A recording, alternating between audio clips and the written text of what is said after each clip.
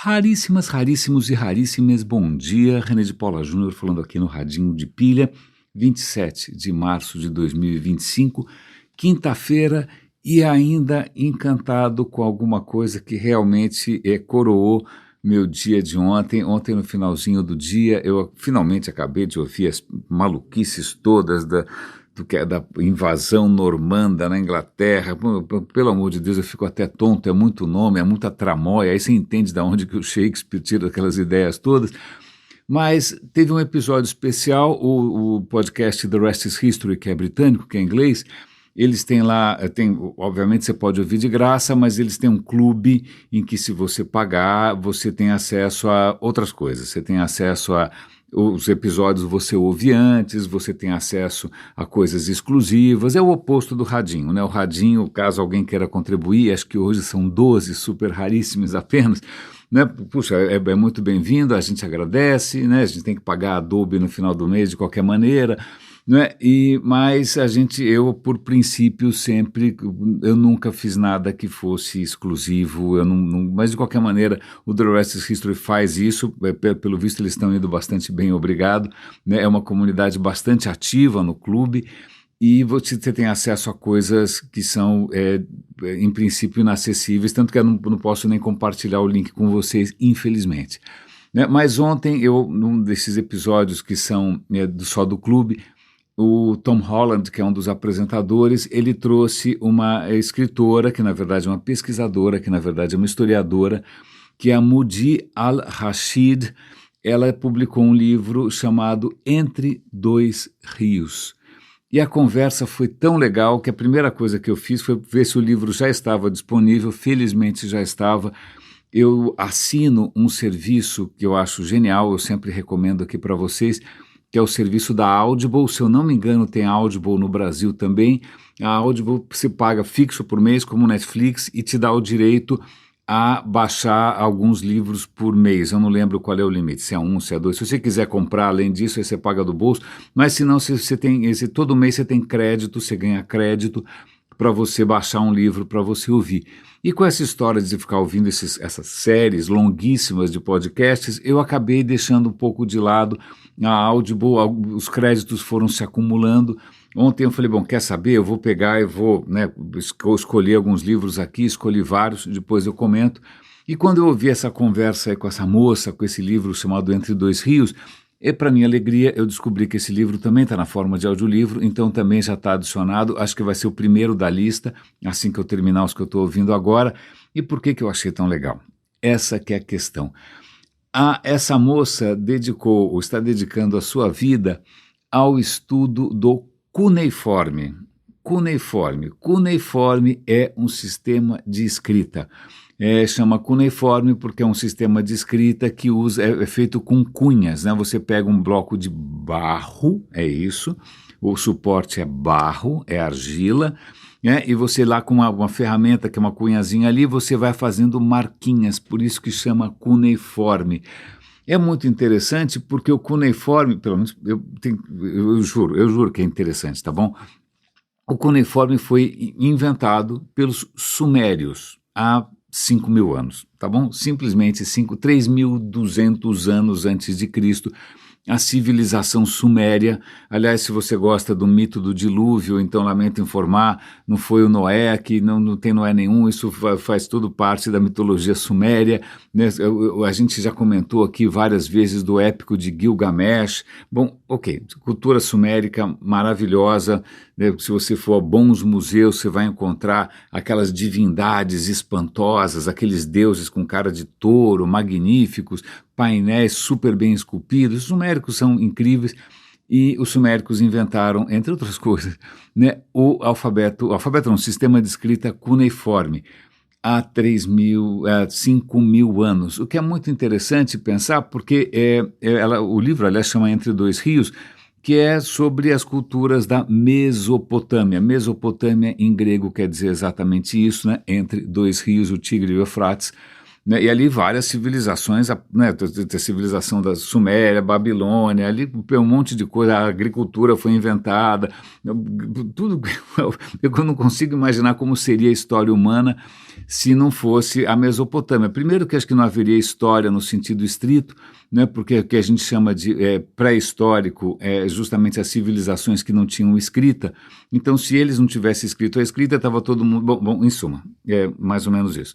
A gente deve muito ao que aconteceu ali naquele pedaço, que hoje é uma confusão, é como tá metade é Iraque, metade é não sei o que lá, né, é uma zona bastante tensa, né, é pena porque eu adoraria poder visitar alguns sítios arqueológicos, não só no Iraque, de repente também na Pérsia, por que não na Jordânia, mas ali o negócio é um barril de pólvora e eu não sei quando é que eu vou conseguir fazer isso, se eu conseguir. Mas voltando, por que eu gostei tanto dessa conversa com a moça? Porque quando os sumérios inventaram esse sistema de escrita no barro, ele foi tão revolucionário que se outras civilizações começaram a falar, cara, adorei essa ideia, dá para fazer um monte de coisa, dá para fazer registros, leis, dá para escrever carta, dá para fazer um monte de coisa, né? E eles acabaram adotando o mesmo sistema de escrita por mais de 3.000 anos. O sistema cuneiforme, esse sistema de você pegar lá a ferramentinha e fazer as marquinhas do barro, ele foi usado até pouco depois de Cristo, até o 1º século depois de Cristo, ele continuava sendo usado. Aqui devagarinho outros alfabetos, outros sistemas de escrita, melhor dizendo, surgiram. Por exemplo, o alfabeto romano, que a gente usa aqui no Ocidente, ele existe há quanto tempo? Menos 2.700 anos. Então veja, o sistema cuneiforme durou mais tempo do que o alfabeto romano já durou até agora, né? E o que é mais interessante é que ele foi usado por outras civilizações além da Suméria, que falavam inclusive outras línguas. A língua falada pelos sumérios não tem raiz conhecida, ela não é uma língua isolada, ela não só aconteceu uma vez. Agora, a língua falada pelos babilônios, que é o acádio, essa tem uma origem da XYZ. A língua falada pelos hititas, ela é muito parecida, tem raízes parecidas com o árabe, é uma língua semítica. Os persas também usaram um sistema cuneiforme durante algum tempo, embora, obviamente, a origem do idioma, da língua persa é indo-europeia. Então, veja, línguas completamente diferentes utilizaram o mesmo sistema. E é legal porque a gente sobrou muita coisa para a gente ler, para a gente interpretar, para a gente traduzir, porque o barro é um suporte extraordinário, né? Porque muitas vezes o barro, sei lá, pega fogo na biblioteca, ou alguém bota fogo em tudo, achando que, né, se fosse uma biblioteca de papel, imagina, não ia sobrar nada. Mas se as coisas estão escritas em barro, na hora que você cozinha o barro, que você assa o barro, ele vira cerâmica, o que significa que ele dura uma eternidade. E mesmo que ele caia no chão e quebre, é só você juntar os pedaços, você consegue ler de novo. Nessa entrevista eles não comentam, mas se eu não me engano, no Museu Britânico, só no Museu Britânico, tem 500 mil, 500 mil documentos, né, em barro, que estão esperando, muitos ali já foram traduzidos, né? Eu acho que eu já contei aqui a história, que é legendária, eu vou tentar achar o link e passo para vocês aqui na descrição, quando um especialista em cuneiforme estava ali tentando desvendar aquelas, eles chamam de tablets, né? Esses pedaços de barro, esses tabletinhos de barro, e aí ele, quando começou a ler, quando ele foi ver, ele estava lendo ali, né, a história do dilúvio. O cara saiu dando pulos de alegria, gritando que nem um louco no museu, todo mundo achou que o cara tinha surtado. Na verdade, ele tinha achado uma versão 1.000 ou 2.000 anos mais antiga que a versão do Velho Testamento, né? Então, voltando para a questão aqui, a gente tem um sistema de escrita que foi inventado há 5.000 anos, esse sistema de escrita foi usado por mais 3.000 anos, ele foi usado por civilizações completamente diferentes, mas que, veja, mesmo milhares de anos depois, 1.500 anos depois, os babilônios, uma criança babilônia está na escola, ela vai ter que aprender cuneiforme e ela vai ter que aprender, inclusive, o sumério.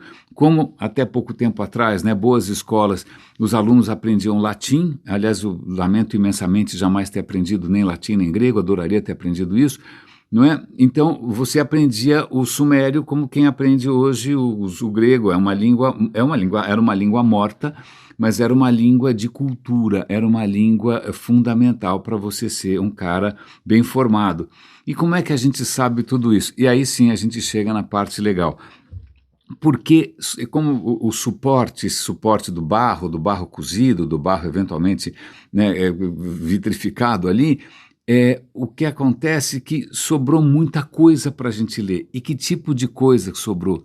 Sobrou de tudo. Obviamente sobraram documentos, contratos, coisa chata, né? Coisa chata, mas que ajuda a gente a não só entender a economia, mas também os costumes e também as leis. E, né, imagina, documentos são um pouco, não na coisa mais fascinante do mundo, mas eles são ali uma radiografia do funcionamento cotidiano da sociedade. Mas o que é mais interessante para mim, pelo menos, é que sobraram muitas coisas pessoais. Sobraram cartas, sobraram livrinhos, com cadernos escolares das crianças. Então sobraram, tem uma infinidade que sobrou ali, a criança aprendendo a escrever e de repente fazendo um rabisquinho no lado, ou então escrevendo alguma coisa, não aguento mais aprender esse negócio, por que eu estou aprendendo? Ou uma caricatura do professor, né, porque o cara tinha sobrancelhas grossas. Essas coisas todas sobreviveram. E nessas cartas você vê de tudo: os medos, as paixões, as alegrias, as incertezas. Então, essa pesquisadora, Moody, ela conta que isso, à medida que ela ficou 20 anos estudando essas coisas todas, e nesses 20 anos a vida dela foi, obviamente, mudando, né? Ela se casou, ela perdeu, né, bebês, aí depois finalmente teve crianças, virou mãe, e aí naqueles documentos que ela estava achando ali, naquelas cartas, naqueles poemas, etc., ela estava vendo gente passando pelas mesmas aflições ou passando pelas mesmas alegrias. É claro que a gente tem que tomar muito cuidado para não projetar numa civilização tão antiga valores que são nossos. É praticamente impossível você ser absolutamente isento, mas você tem que fazer o possível para não criar ali uma proximidade que não é real, né? Porque afinal é completamente diferente, as pessoas viviam num mundo completamente diferente, mas as ressonâncias, aquilo que torna a vida humana mais rica, tanto os perrengues, os receios, as incertezas, está tudo lá. E essa conversa eu achei tão bacana que eu, né, como comentei com vocês, eu já coloquei o livro na minha lista de espera, eu achei absolutamente genial. E num certo momento o Tom Holland fala: nossa, mas é curioso porque que bárbaro, né, esse aspecto mais humano, mais cotidiano, mais familiar, né, mais íntimo, inclusive, de gente que viveu há 5.000 anos. Mas é curioso também porque antes de saber essas histórias todas que você está me contando, se eu vou num museu e se eu vejo aquelas estátuas gigantescas, né, dos templos das primeiras cidades do mundo, a primeira cidade do mundo é Suméria, Uruk, né, temos que agradecer aos sumérios por essa invenção também, eu pelo menos, né, eu gosto muito de cidades. Muitas vezes os deuses são assustadores, né, são criaturas que são realmente espantosas, são para provocar medo. Não é? E mesmo na literatura também você tem divindades ali que são tão assustadoras que você não consegue representar. Mas aí vem à tona ali um aspecto que eu nunca tinha parado para pensar, que a gente não consegue imaginar tudo que eles não sabiam. Então eu vou fazer um parêntese aqui. Agora de manhã, acabei de assistir, a última coisa que eu assisti agora, logo depois do café da manhã, foi um vídeo do tiozinho Arvin Ash. Eu estou chamando ele de tiozinho, embora provavelmente a gente deva ter a mesma idade, eu também seja um tiozinho, mas sei lá. Mas em que ele estava explicando que você enxerga num átomo, ou seja, na coisa, imagina, os átomos que os gregos já tinham lá atrás, sozinhos, né? Muitos gregos, você fala: olha, quer saber, acho que se você dividir a matéria, você vai picando ali, picando, vai chegar uma hora que não dá mais, né? a gente vai chegar numa coisa que é indivisível, que em grego é átomos, indivisível. Então, quem sabe o mundo é feito de partículas indivisíveis, e os gregos já prenunciam o atomismo, né? Já tem alguns gregos ali, Demócrito, que vai falar, olha, esquece, não tem deuses, não tem nada, o mundo todo é feito de matéria apenas, e a matéria é feita desses átomos, e eles vão tentar, na cabeça deles, de uma maneira especulativa, imaginar o atomismo. Acertaram um monte de coisas. Infelizmente, a turma das divindades esotéricas e transcendentais acabou vencendo essa batalha por muito tempo, né? Não preciso dizer aqui o esforço que o catolicismo fez para sentar em cima dessas coisas gregas, e, né, porque isso contrariava, obviamente, um livro sagrado. Não é? Mas felizmente temos que agradecer aqui aos árabes, porque em algum momento eles começaram a traduzir os textos gregos e a gente recuperou textos maravilhosos, como o texto do Lucrécio, né, das coisas da natureza, De Rerum Natura, em que Lucrécio finalmente, né, ufa, que legal, a gente descobriu Lucrécio porque Lucrécio registrou essa teoria do atomismo, e quem sabe isso tenha acabado sei lá, abrindo as portas para o iluminismo e para a ciência, para tudo mais, etc. Mas vamos voltar aqui. Por que eu estou contando? O tiozinho estava falando do átomo. Era isso, né? E falando, quando você analisa um átomo, se você entende um átomo, você entende praticamente o universo todo. Isso não é uma coisa mística, né? Ninguém para acender um incenso aqui. E ele vai passar um vídeo inteiro mostrando, olha, é o seguinte, os gregos já, né, tinham imaginado que o átomo era indivisível. Demorou bastante, mas a gente foi descobrindo. Ele vai contando a história, o Dalton, o Rutherford, o Broglio, e assim vai. A gente descobriu que o átomo não é uma bolotinha, né? O átomo tem elétrons, o átomo tem um núcleo, o núcleo tem prótons, o prótons tem prótons e tem nêutrons. E aí ele vai contar hoje a visão que a gente tem, o entendimento que a gente tem sobre o que pode ser o átomo mais simples possível, aquele que surgiu no Big Bang há 13,7 bilhões de anos, que é o átomo de hidrogênio, que é ridículo, que é um próton e um elétron girando em volta, certo? Certo. Está tudo ali, está tudo ali. Ele vai mostrar como esse átomo, ele só é do jeito que ele é, e a gente entende como ele é bastante bem, porque a gente entende o que está em jogo ali. A gente entende que estão em jogo ali 4 forças fundamentais. A força eletromagnética, a força nuclear forte, a força nuclear fraca, né? A própria gravidade está nessa história também. Dessas forças todas, a gente, no cotidiano, a gente experimenta algumas mais do que outras, gravidade, sobretudo depois dos 50, mas a gravidade é 10 com 32 zeros mais fraca, é a força mais fraca que a gente conhece, né? Embora ela tenha esse impacto sensacional, né? Ela faz, imagina, o Sol, a Terra, tudo depende da gravidade, mas é uma força fraquíssima comparada às outras, né? Tem um 10 com 32 zeros, a força que mantém ali as coisas juntas, que é a força nuclear forte, é brutalmente poderosa. A gente entende os quarks, a gente entende os gluons. Aí ele vai contando, eu não vou entrar aqui em detalhes, primeiro que minha memória também não é tão boa assim, mas a questão é, ali, né, o entendimento que hoje a gente tem de um átomo, isso explica o universo inteiro, está tudo ali, né? A relatividade de Einstein, a física quântica, em cada átomo são as mesmas leis que regem o universo inteiro, não sobra espaço para nenhum milagre, nenhuma prece, não sobra espaço para... Mas a gente... Agora, por que eu estou falando isso? Imagina há 5.000 anos atrás, quando você não entendia nada. Né, quando de repente você fica doente, sem mais nem menos, quando uma criança morre, sem mais nem menos, quando chove, ou quando deixa de chover, ou quando o rio sobe, cara, você está literalmente vendido, você não tem ideia, e aí, obviamente, a gente, como humanos que somos, vamos ter que inventar alguém para botar a culpa, né? E aí a gente começa com toda a nossa criatividade, com os nossos medos, e também com os nossos afetos, a imaginar quem é o responsável por essa história toda. E aí daí vem todo esse panteão que a gente desenvolveu, né? Alguns panteões mais interessantes que os outros. Eu adoro o panteão hindu, né, de divindades que expliquem. Aí a gente vai contar histórias sobre como essas divindades se relacionam e como essas divindades... Pronto, aí a gente vai construir, né, praticamente um universo, literalmente, na verdade, né, um universo paralelo. Mas veja, ninguém sabia nada. Ninguém sabia absolutamente nada. Hoje também tem duas notícias muito interessantes aqui.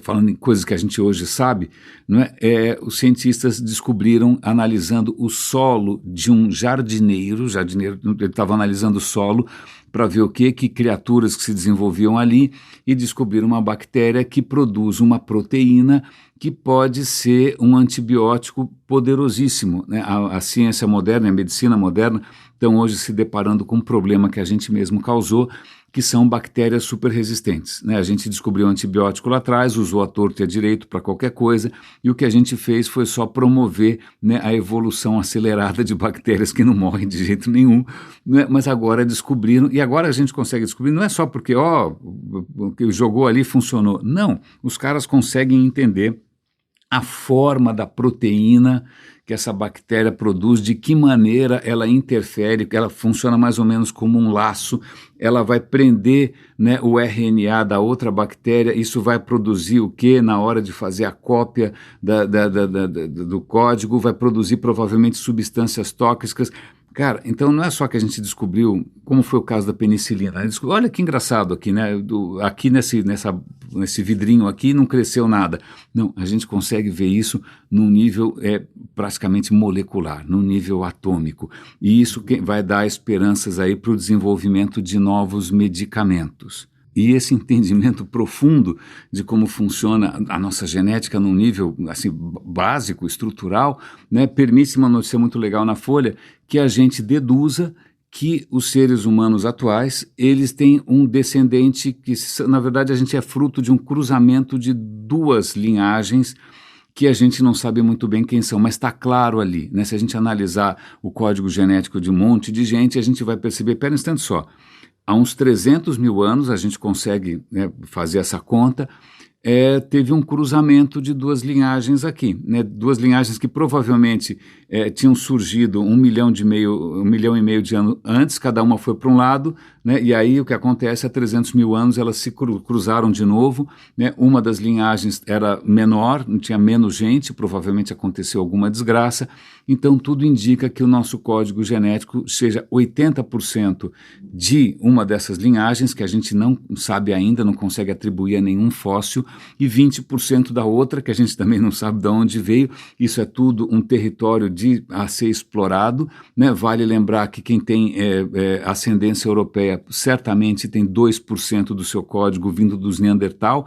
A gente consegue hoje entender, por ferramentas dessas científicas, o nosso passado sem ter que inventar histórias absolutamente fantasiosas, não é?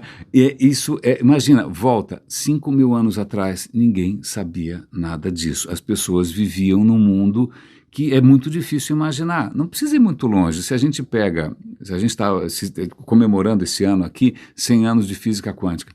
Quando surgiu, lá, quando Einstein ganhou lá o primeiro prêmio Nobel dele, a gente não sabia que tinha outras galáxias. Hoje a gente sabe que são 100 bilhões de galáxias, cada uma com 100 bilhões de estrelas. Eles não sabiam, né? Quando começou os primeiros modelos do átomo, ninguém tinha certeza se o átomo existia de verdade. Hoje a gente consegue entender ali, né, profundamente. Mas o que é mais interessante para mim, e aí voltando para essa questão dos sumérios, é que é na Mesopotâmia que surge, por exemplo, a astrologia. De novo, é o melhor que eles conseguiam fazer, certo? Porque não tinha astronomia decente ainda, né? Você não tinha nenhuma ferramental para tentar explicar como é que as coisas funcionam, né? Então, veja, o que eu realmente me intriga, e eu sei que eu bato nessa tecla muito, e eu não sou eu quem vai resolver isso, alguém mais talentoso do que eu, é que a gente avançou tanto, né, no entendimento das coisas, né, no alcance, na visão. Hoje nós temos praticamente conhecimentos divinos, né? Para aquele pessoal de 5 mil anos atrás, a gente é praticamente uma divindade, a gente tem poderes extraordinários, sabe? Quem sabe a gente ia ser queimado na fogueira porque a gente é bruxo. Imagina, a gente consegue ouvir vozes de quem está lá longe, a gente consegue ouvir vozes de quem já morreu, nossa, nós somos praticamente e o que é interessante, que o que nos trouxe a esse estado, essa situação hoje, que eu chamaria de progresso, de conhecimento, né, de clareza sobre as coisas, isso não foi acompanhado de nenhuma narrativa que fosse tão, sei lá, tão envolvente quanto imaginar que você nasceu com certo signo e com certo ascendente, que no seu aniversário você tem que viajar para onde o seu astrólogo mandou. Senão seu ano vai ser muito ruim, você não vai ter sorte. Né? Ou milagres, ou seja o que for. Para mim é muito maluco isso. Eu sei, vocês devem estar cansados, eu agradeço a paciência que vocês têm com essas minhas perpétuas elucubrações aqui, mas o que importa, voltando aqui para aquilo que realmente me emocionou e que valeu meu dia, foi isso, foi saber que sobraram registros que atravessaram 5.000 anos de tudo quanto é guerra possível, terremoto, incêndio, diabo a quatro, e que hoje a gente consegue saber como que uma criança se sentia fazendo uma lição chata porque ela está aprendendo uma língua de um povo que praticamente já não existe mais.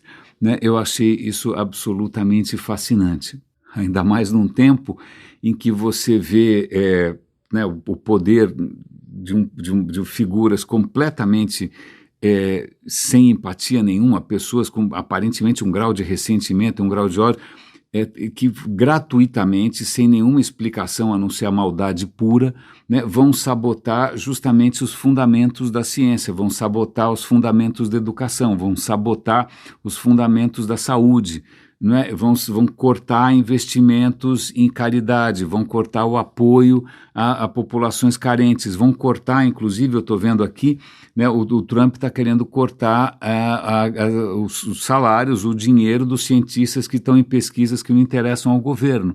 Né? Parece maldade absolutamente pura. E esse é um bom gancho para a gente falar de um artigo magnífico, aliás, muito oportuno, do Carlos Orsi e Natália Pasternak.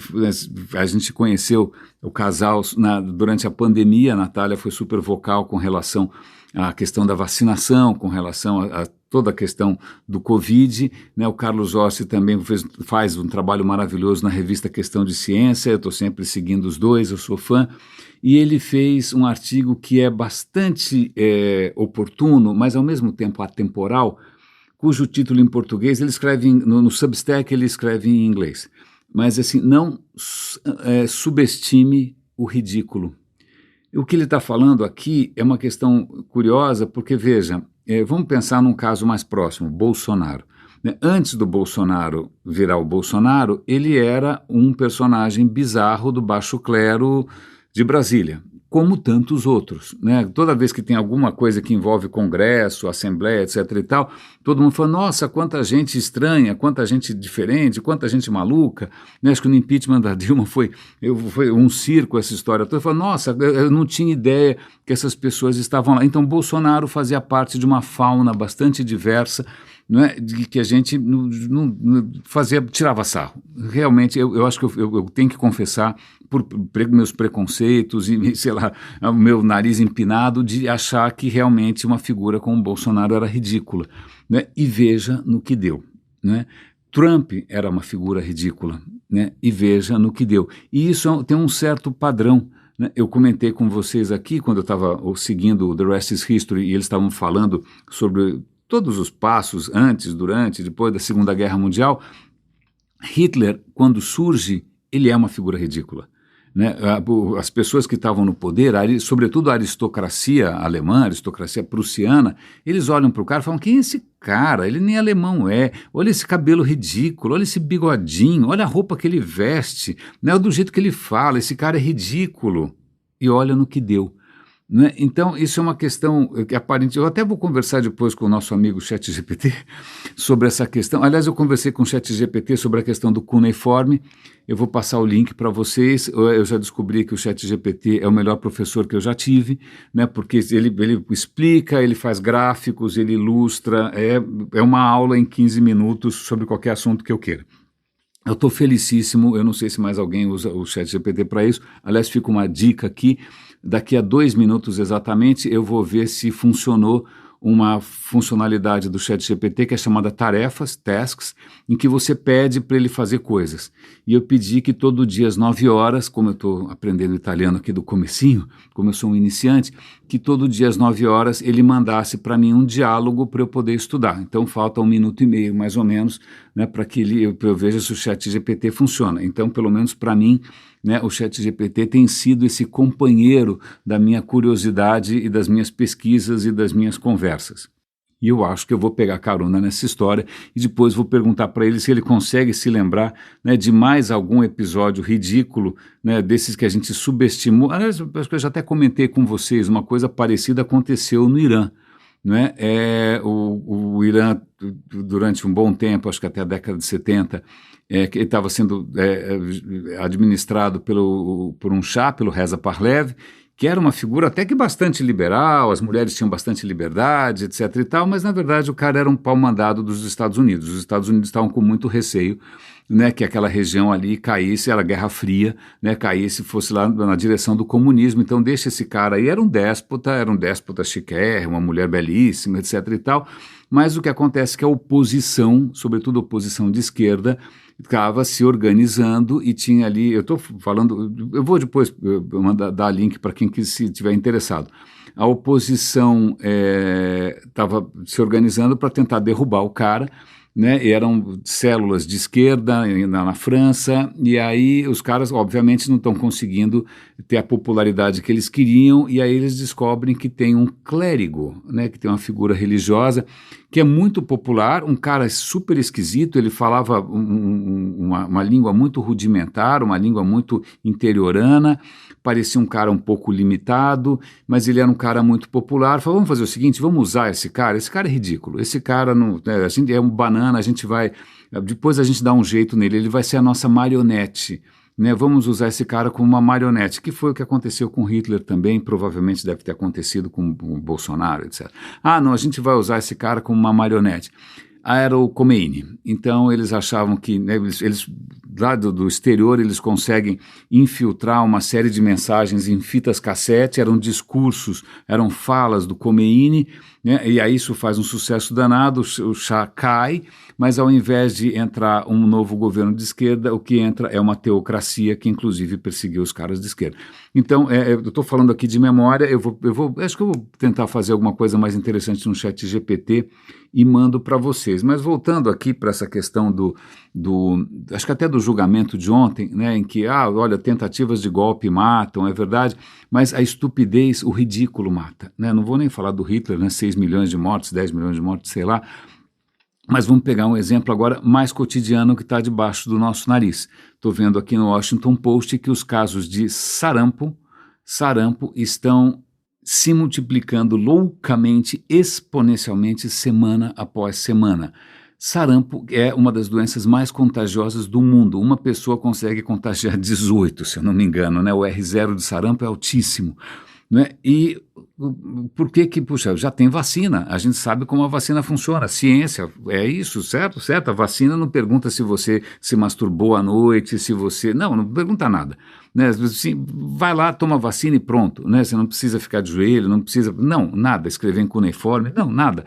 Você vai lá, toma vacina e pronto. Só que o sarampo é tão contagioso que para a vacina efetivamente matar essa história, impedir que aconteçam surtos, você tem que vacinar acima de 95%, sobretudo das crianças. Né? Acima de 95%. Se você vacinar acima de 95%, não tem sarampo, ponto. Se aparecer algum caso isolado, ele não consegue se multiplicar. Agora acontece que em estados como Texas, Kansas, Ohio, a vacinação está caindo abaixo de 95%, 93%, 90%, em alguns lugares abaixo de 80%.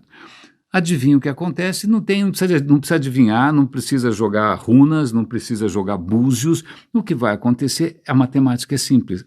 Você vai ter surtos e os surtos vão se expandir exponencialmente, e isso é enlouquecedor porque os recursos estão ali, é um país rico, não é falta de recurso, é simplesmente porque voltaram a triunfar narrativas completamente fantasiosas, narrativas que rejeitam, né, não sei quantos mil anos de história, de progresso e de ciência, em nome não sei exatamente do que, e pessoas morrem.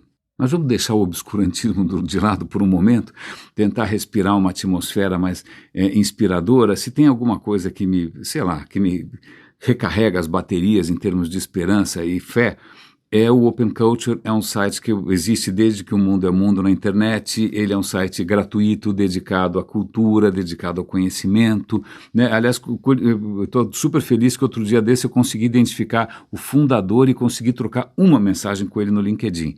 Né, eu estou felicíssimo, é como se eu tivesse, né, falado com o prêmio Nobel. É um site que, para mim, nossa, está cheio de recursos gratuitos, está cheio de coisas inspiradoras.